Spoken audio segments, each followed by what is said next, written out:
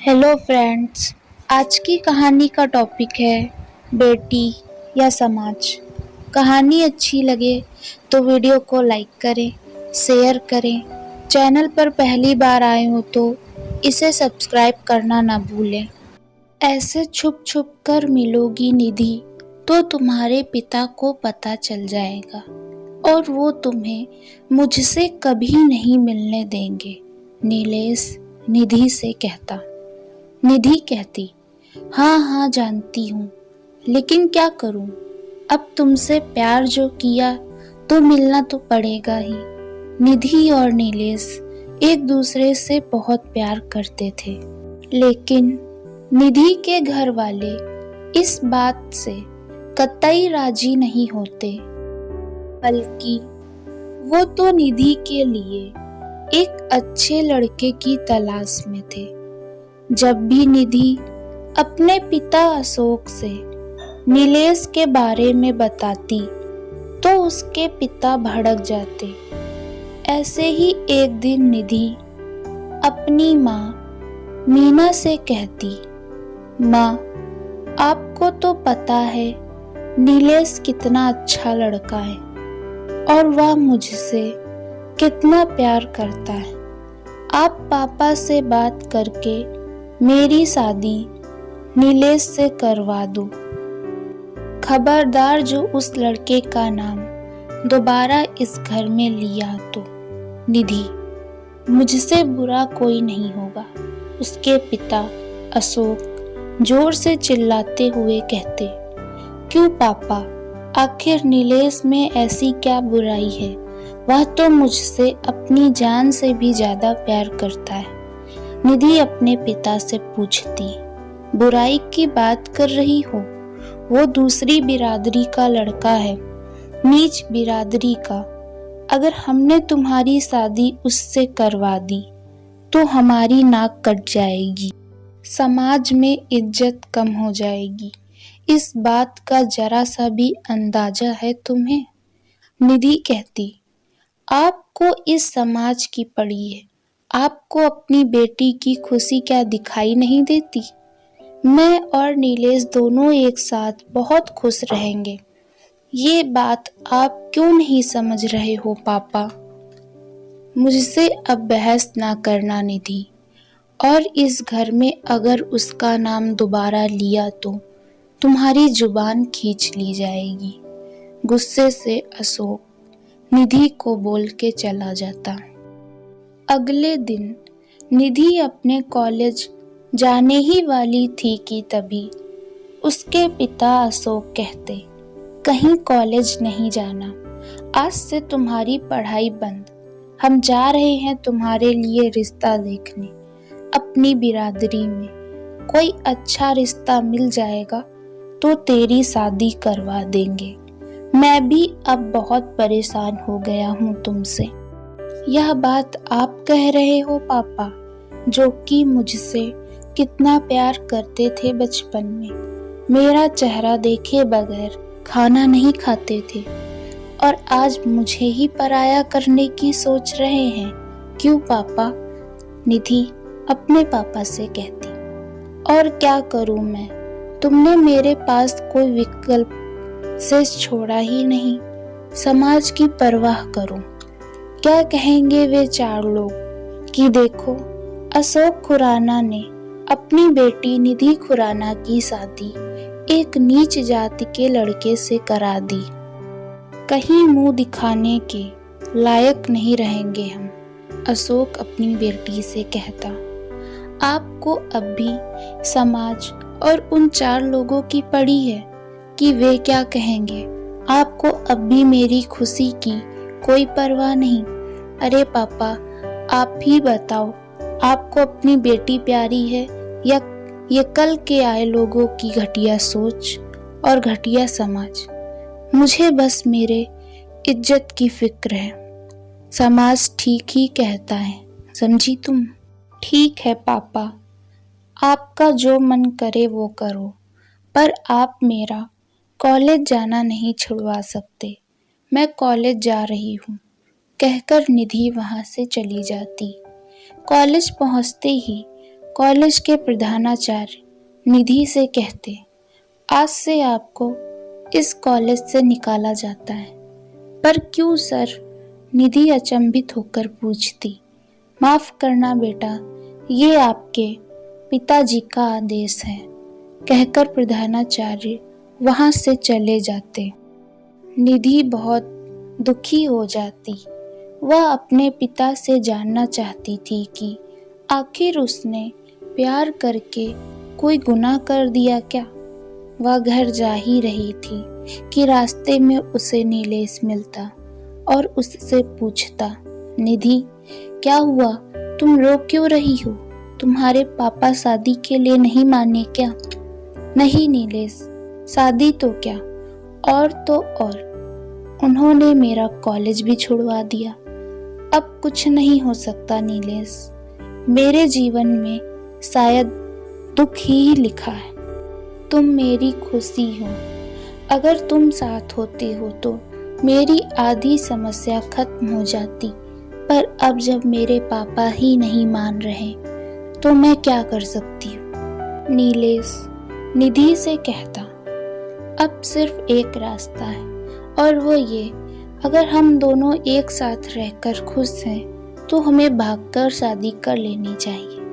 जब हमारी शादी हो जाएगी तब तो तुम्हारे पिता को हमें अपनाना ही पड़ेगा।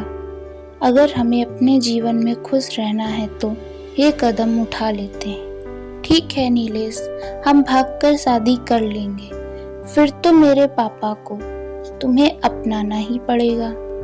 और वैसे भी वो मेरे शादी के लिए रिश्ता ढूंढ रहे हैं, कहकर निधि घर चली जाती।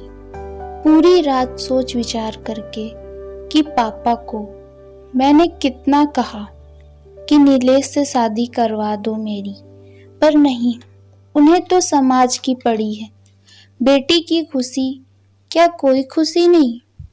अरे निधि के पापा, ओ निधि के पापा, चिल्लाती हुई निधि की माँ अशोक को बुलाती। क्या हुआ, ऐसे क्यों चिल्ला रही हो? निधि कहीं नहीं मिल रही, मैंने हर जगह ढूंढ लिया, पता नहीं कहाँ चली गई। निधि की माँ घबराते हुए बोली।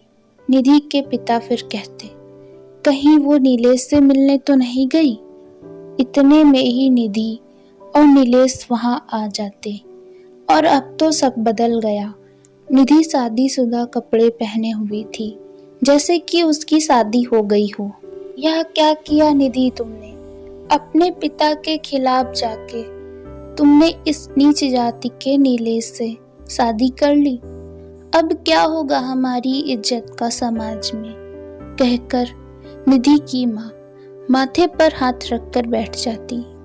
पिताजी तो कुछ बोल ही नहीं रहे थे, क्योंकि वो एकदम सन्न पड़ गए और कहते, कटवा दी ना नाक हमारी, अब इस समाज में मुंह दिखाने के काबिल नहीं छोड़ा तुमने। निधि अपने पापा से कहती, आपको अब भी इस समाज की पड़ी है?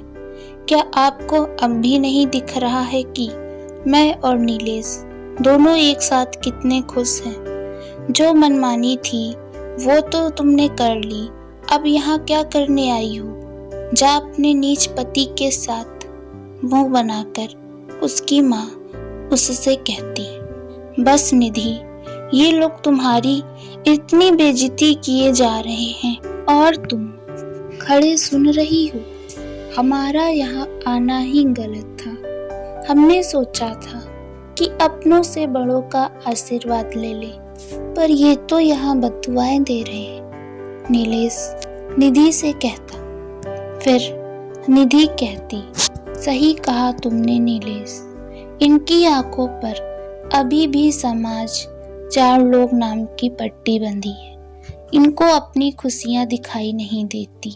चलो नीलेश, जहाँ इज्जत ना मिले वहाँ रुकना नहीं चाहिए, फिर चाहे वो अपने खुद के लोग ही क्यों ना हों। 5 साल बीत गए, पर निधि के मायके वालों ने उसे ना ही फोन किया, ना ही उससे मिले। पर इन 5 सालों में सब कुछ बदल गया। निधि नीलेश दोनों अपने जीवन में हंसी खुशी रहते। उनका एक 3 साल का बेटा भी था, सूर्यांश, जो कि बहुत सुंदर था। निधि अपने जीवन में बहुत खुश थी। कभी कभी वह सोचती, अगर उसने यह फैसला ना लिया होता तो आज को तो उसे ये सब खुशी नसीब ही ना होती। निधि के मायके वालों ने उसे जरूर याद नहीं किया, पर निधि इन 5 सालों में सबको याद करती थी, क्योंकि वह चाहती थी कि कुछ ऐसा हो जिससे उसके पिता की सोच परिवर्तित हो जाए कि अपनों की खुशी पहले आती है और समाज बाद में आता है। धीरे धीरे वक्त बीत ही रहा था। अशोक का व्यापार ढीला पड़ गया। उसके यहाँ पैसों की कमी होने लगी। घर, व्यापार, सब कुछ छिन गया। जिस समाज पर अशोक को इतना गर्व था, वही समाज उन पर अब हंस रहा था, क्योंकि वह बेघर जो हो गया था। उसके पास अब कुछ ना बचा। इज्जत, पैसा, सब कुछ चला गया। यह बात जब निधि को पता चली तो वह अपने पिता के पास जाना चाहती थी, और इस बात पर नीलेश ने भी हामी भरी। निधि, नीलेश दोनों अशोक को रास्ते में मिलते, आंखों में आंसू और मन में आत्मग्लानि से भरे। अशोक ने कहा, निधि बिटिया, मुझे क्षमा कर दो।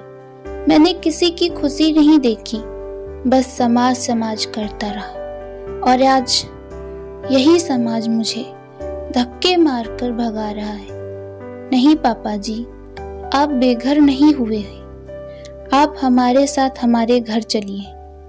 अब हम सब साथ साथ रहेंगे, खुशी खुशी। नीलेश अशोक से कहता। निधि की माँ कहती, नहीं नीलेश बेटा, हम कहीं भी चले जाएंगे। हम तुम पर बोझ नहीं बनना चाहते। कैसी बातें कर रही हो माँ, आप दोनों कोई बोझ नहीं हो। पापा, आप दोनों चलो हमारे साथ हमारे छोटे से घर संसार में, जहाँ हंसी खुशी है, समाज की बातें नहीं। कहकर निधि अपने माँ पापा को लेकर घर आती। घर आते निधि की माँ और पापा ने सूर्यांश को देखा और पूछते, निधि बेटा, ये कौन है इतना प्यारा सा बच्चा? ये आपका नाती है पापा, निधि कहती, और सूर्यांश को गोद में लेती। सब कुछ भुला के निधि के माँ पापा उनके साथ खुशी से रहने लगते।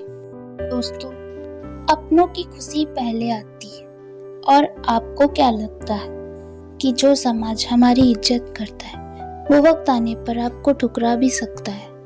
समाज ठुकरा सकता है, पर अपने नहीं। दोस्तों, आपको यह कहानी कैसी लगी? हमें अपने विचार कमेंट करके बताइए। कहानी अच्छी लगी हो तो वीडियो को लाइक करें, शेयर करें। चैनल पर पहली बार आए हो तो इसे सब्सक्राइब करना ना भूलें। धन्यवाद।